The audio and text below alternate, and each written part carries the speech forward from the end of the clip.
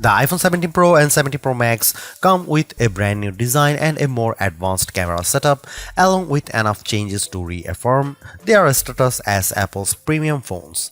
But the cost is getting a Pro just went up, even if you are getting more storage as part of the deal. Apple didn't change the display sizes on either Pro model, so you will find 6.3-inch and 6.9-inch displays with the iPhone 17 Pro and 17 Pro Max respectively.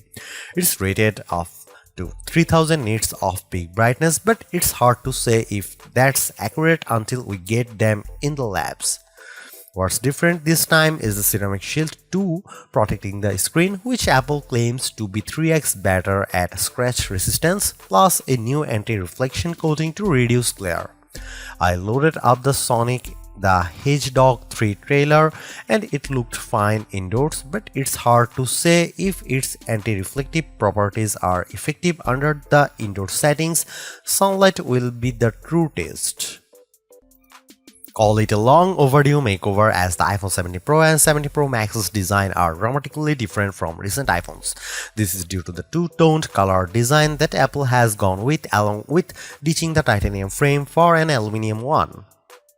There are people who will vouch for how titanium is regarded as the more premium material, but the aluminum frame still gives the iPhone 17 Pro models that premium feel. Apple is using ceramic shield for the back casing, which is part of the reason why it looks like it has two slightly different colors. At the same time, there is much more sizable camera cutout that extends side to side and protrudes outward. I have always enjoyed the square cutout of the Pro's cameras, so this one's going to take time getting acquainted with.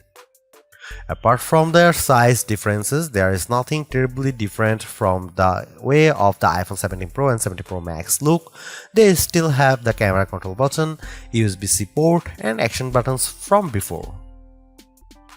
At $1,099 for the iPhone 17 Pro and $1,199 for the iPhone 17 Pro Max, Apple has held the line on pricing.